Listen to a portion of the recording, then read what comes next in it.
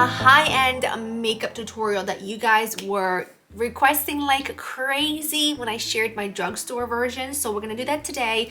I'm gonna go through and use my favorite high-end products that I feel like are worth getting, that I feel like are worth your money, because there are some great drugstore products that I feel like will give you an amazing look.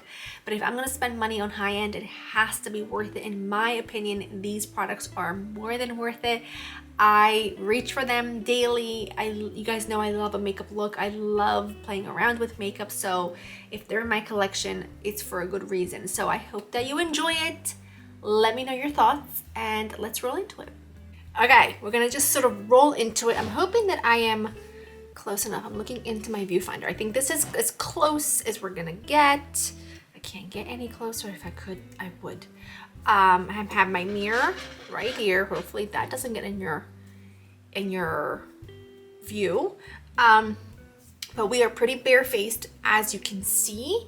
But we are gonna just roll right into it. The first thing I wanna talk about is moisturizing. Now you guys know I live and breathe by my Ponds, but when I am using a thicker foundation, a more full coverage foundation, or a foundation where I feel like it needs a sort of a barrier, almost like a primer, this is what I love to use. It is a bit more expensive than my Ponds, and I do reserve it for specific foundations around this time of the year, and I do that for a reason, because it does make such a difference. So I've got a little bit of that on the back of my hand. To that, I'm gonna add a drop of this oil. I love this oil, and it works so well to mix them together and moisturize my face at this time of the year when it is just so dry, and the idea of a thicker or full coverage foundation is just terrifying on your dry skin.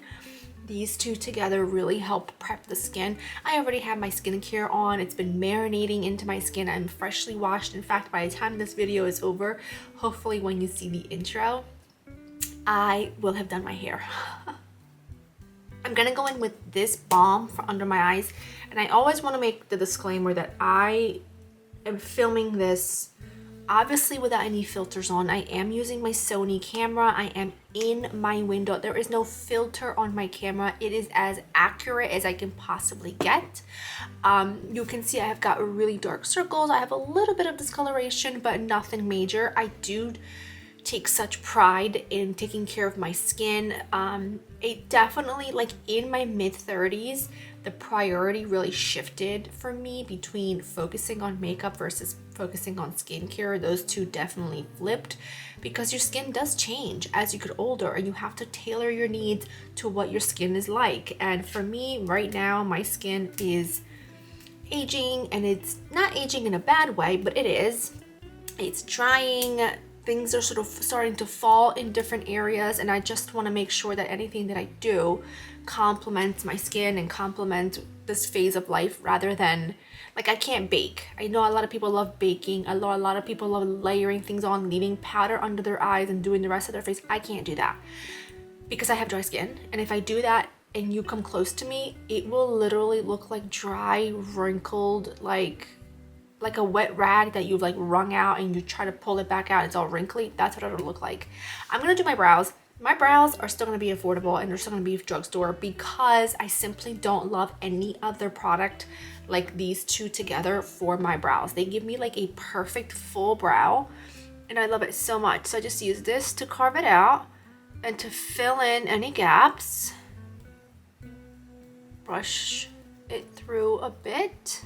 Now to set it, I've been going in with this, and I put a little bit of it on the back of my hand, just a tiny bit, and it looks white, but it goes on clear, you'll see. I take one of these little spoolies, like that. I rub it in, and then this just sets my brows all day. My brows don't move. I could go through a water park, I could go through swimming, and my brows would not move. Let's move on to eyes. I like to get eyes out of the way first because it just makes everything look better. I don't know. I love these. Pricey, but worth it. Are there dupes out there? Sure there are. Are they exactly the same? No, they're not. Something about these are like sheer feeling. They feel really wet when they go on. And if you've got like sensory issues, that might freak you out, but you're gonna have to just trust me when I tell you it's incredible. And it really makes your eyes pop.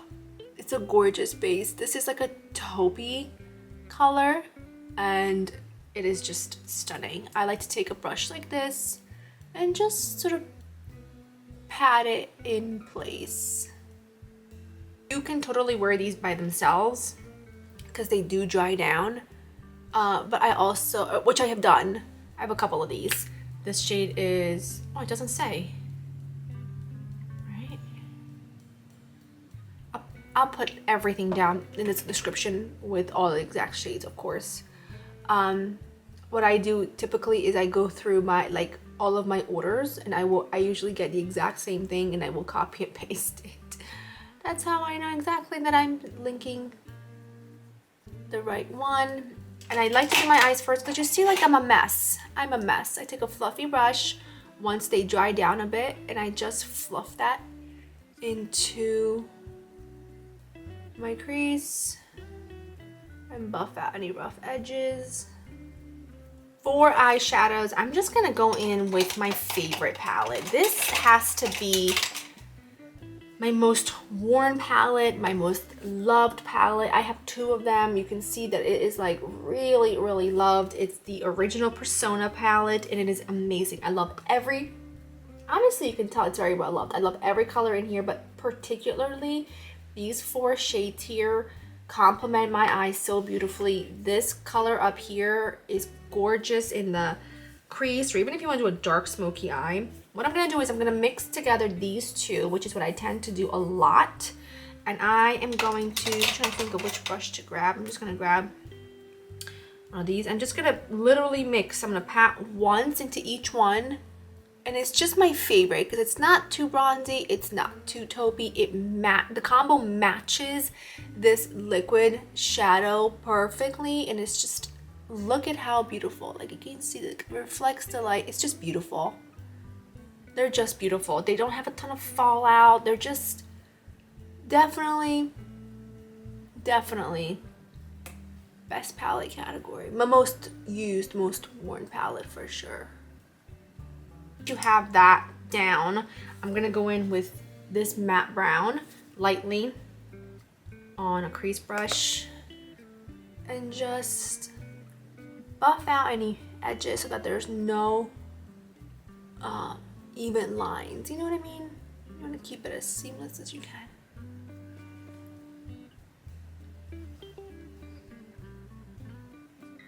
This is why I like to do my eyes first, because now I can go in here, clean up anything that I have, you know, destroyed, if you will. Otherwise, all of this shadow that any shadow that fell out, or anytime you tapped your brush and you hit the wrong spot, it would be in your concealer, and that's really hard to undo unless you put more of, and then that just brings on a different layer of issues, which I do not want to deal with. So I'm gonna go ahead and take the darkest brown in here, which is this one, on this teeny weeny little angled brush that I love. I'm gonna dip it in there, and I am going to go, I'm trying to get as close as I can. I'm gonna go into my, just tap it. It's always nice to start little and add on. Then take the tip, I'm gonna show you. Take the very tip of the brush, gently, just go like that, connect it. That's really it for my eyes right now, and I know it kind of looks crazy, but once everything is on, it all just kind of comes together. I'm gonna go in with a corrector. I could use an expensive one, but I don't have one that I love. I got rid of all my other ones. Once Armani stopped making theirs, nothing else really compared. Everything else is just really thick, and because I'm using a concealer, I don't need a thick corrector underneath of that at all, because otherwise it just makes things look worse. And I'm just gonna use my drugstore one because it's so good. It's exactly what I want it to be. It corrects, but it's also really thin. It doesn't have the coverage of concealer. It's just my favorite. I just pat it in with my ring finger and it blends perfectly. It doesn't have to actually blend perfectly, because remember, you're putting on foundation and stuff on top, so it's gonna blend all the edges anyway. But I'm gonna go in with a luminous base. I'm just gonna use my Flawless filter, because especially if I am doing a full coverage foundations, which full coverage foundations for the most part, I'm not saying always, but for the most part do tend to be on the more matte side. I like to definitely go ahead and use something underneath of it with a little bit of a light boosting action. For foundation, this will just forever be a favorite. I think Nars foundations have never done me wrong. The Nars Sheer Glow and the Light Reflecting, which is what this is, are my favorite high-end foundations. I have tried a ton. I also like the Dior Backstage, but that's more for me for summer, just because it stays on even in the heat. It stays on when I'm sweating. It's a lot like the MAC Face and Body. It doesn't give you much coverage, but it just gives you enough, and it does stay on through an apocalypse. But this is just one of my favorites, and I love it. Still, I just, like I said, you have to make sure that you're not using too much of it and your skin's properly prepped. I like to put my foundation on like a palette. I usually do have a little palette, but it's back there and I'm not going there. I just cleaned up my top to my little palette here, whatever you want to call it. You're gonna take a brush. It's always nice to work it into the brush before applying it to your skin, because it allows you to apply less product. And the product that you do put on just doesn't have so much buildup, because you put so much on your face that it's like sliding everywhere. So just working it into the brush first makes a huge difference. And always bring it down the neck a little bit. We are looking pretty flawless at this point. Now we're gonna talk cream contour, because I never skip a cream bronzer, cream contour. I say cream contour, I lean towards cream bronzer, because for me, the right bronzer will do both. And I'm so warm toned that a cool contour of any kind, whether it's powder or cream, it just does not look good on me. It looks like someone sacked me in the face and I've got a huge bruise. There are many that I like. You guys already know that a top favorite for me, definitely top 3 favorite, is the Westman Atelier, and I will link it below. I've used it already in tutorials, I believe. Yeah, I did. So I wanted to use something different today, and this is another favorite. This is the Patrick Ta. I have it in a couple different shades, but the shade She's Bronzed is spectacular. And I specifically love this because it also comes with the powder bronzer, so it kind of does, it has both in there. So I feel like for the price point you're getting 2 products, and I love. I'm gonna use my favorite angle brush. This is my favorite brush for any cream contouring, any cream concealer. It's just spectacular. Hourglass brushes are so worth your money. I'm gonna go ahead with the cream side, and I've already mentioned before, and if you follow me on Instagram, all of this is not new to you. Like, look how perfect that shade is. It's a perfect mix of bronze, but also it's not so warm that you can't chisel out yours. It's just perfect. It's just one of the most perfect products for sure. Again, this is on the top 3 of my favorite cream contour cream bronzers of all times. What I was saying was, I always like to do cream products underneath powders, because it just means that you're gonna have to go in with a lot less powder for your face, like for your makeup to come together. And if I can use less powder, that is always a win for me, because like I said, I have dry skin, and if I use a lot of powders and lots of layers of powders, it's just gonna make my skin look awful, and nobody wants that. So I always go in with both, and this is just such a good product. Now that we went in with that, we have to go in with concealer. There are certain things that are just worth your money. They just are, and certain things that are not. This concealer is worth every penny. Now, could you just use the L'Oreal True Match? You could. This reminds me, I should say the L'Oreal True Match reminds me a ton of this one. The only difference is I feel like this has more coverage. And it's just so beautiful. I love this concealer. I have been using this concealer, not this exact one, obviously, because I go through them, for years, okay? Years. And I've tried the Kosas, I've tried the Too Faced Born This Way, the Shape Tape, which no can do for my dry under eyes unless you want them to look worse. I feel like I've tried all of them and they don't wow me. Some of them make me look so much worse. So I am really picky. Let it sit for like a second. I am really picky about concealers because I don't need anything to make my under eyes look drier than they are, okay? And that's just a fact. I like to blend it in using this brush, and then I'll go back to that brush that I just used for my contour to blend out the very edges so that the contour, bronze color, and the concealer kind of all melt together. Look at how gorgeous this is. It is beautiful. Beautiful, beautiful, beautiful. It's a gorgeous combination. It's my go-to if I want to feel like if I'm shooting or if I'm doing something for a TV. This is my combo because it looks seamless. It's not cakey. It's not too much coverage that I look like a doll. It's perfection. I go in with a cream blush. I also want this look to last like all day long.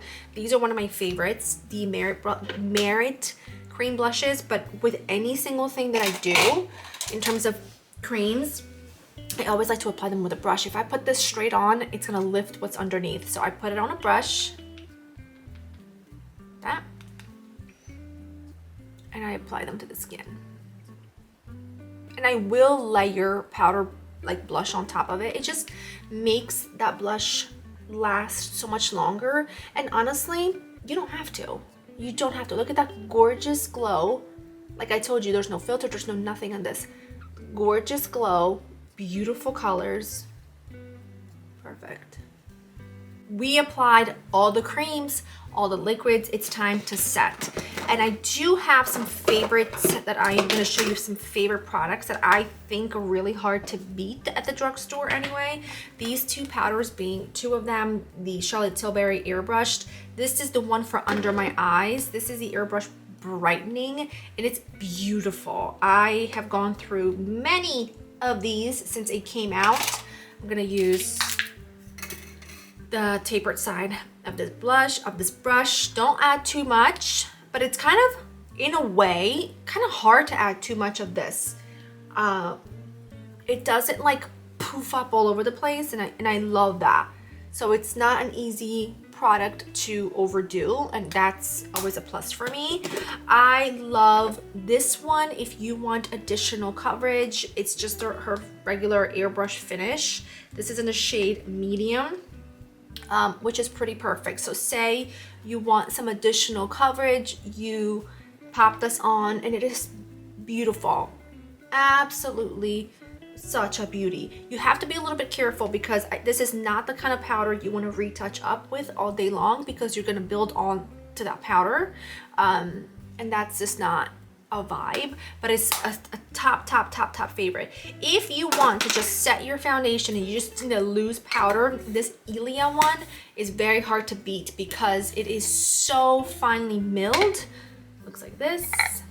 It's so finely milled. It doesn't add any coverage, it doesn't add any color, and it's very hard to overdo. So again, really like that. You can see I'm going so light and I'm kind of just patting it in, never rubbing. That's the key. And always touch. If it feels tacky, you're gonna need a little bit more powder. Let's go in with the bronzer part of this palette. You don't need much. Whoa, I almost dropped that. That would have been terrible. And for blush, I'm gonna be very, very careful because I broke this. These Charlotte Tilbury Hot Cheek blushes, I think they're no, Cheek to Chic blushes. You guys, they're so gorgeous. I'm trying to make sure I got the name right. This isn't Pillow Talk. It's broken, obviously. You guys, I cannot. One day, I will own most of the collection. Right now, I only own a few. And it's, I mean, honestly, how many do you need? But, oh my gosh. You know what these remind me of? If you have been around long enough and you remember the good old YouTube days, do you remember the Lorac baked blushes? Particularly the one in, I think it was called, oh, I can't remember the name. I can't remember them. I still have mine and I have still used them, and I don't want to hear it because guess what? It doesn't do anything to me. I'm perfectly okay. They are stunning. I still have them. I still love them. They still deliver. They're still a vibe. If you are a makeup setter, which I am, you'll never catch me slipping on forgetting to use my setting spray. Different ways I go about it. If I need longevity and I want to get rid of like all of that makeup, any powdery residue, this is what I go with. You guys know, if you've been with me a long time, this will look very familiar to you. The Makeup Forever Mist and Fix. The best. If you want something that just gives you tons of glow, but not necessarily do much in terms of staying power, use the Charlotte Tilbury airbrush spray. The Milani one is very good. Like, it's the Milani one, the regular Milani one is, in my humble opinion, almost identical to this. I'm not kidding. It keeps your makeup on all day. It gets rid of any powderiness, and if you want more of a glow, go with the dewy version, and it's pretty incredible. I love to like carve out my contour area, and this is pretty much what I use for that purpose. It's the MAC Mineralized Skin Finish, and I use it with one of these little puffs. I dip it in there, and I don't use a ton of it. I just use a little bit, and then you don't need a ton of it. It does the job. And then I will go in with my like powder brush, whatever I use. Here it is, and just do that, and instantly like carves it out. Mascara. This is pretty much the only high-end mascara that I have in my collection. It's the Ilia Mascara, and I really like it. I mean, it's the only one in my collection, so I must like it. I'm just curling my eyes right now. What I am gonna do though, before I forget, is I'm gonna go in with, I tell you, there's so much stuff in here. I'm gonna go in with a brown liner. I love the Persona brown liner. I'm just gonna tight line a little bit, just around 3/4, no, like half of my lower lash line. I'm trying to brush it out. And tight line. I like to mix the mid-tone brown and that one on just like this little thin little brush. You see that? I like to mix them and just kind of run it. I only do this mainly for nighttime on that like outer 3/4 of my lash line underneath. I am really missing my drugstore mascara right now, but that's okay. You could also do lashes. I'm not going to. Lip liner. I love this lip liner. This is Anastasia Beverly Hills in Cool Brown. Take your time.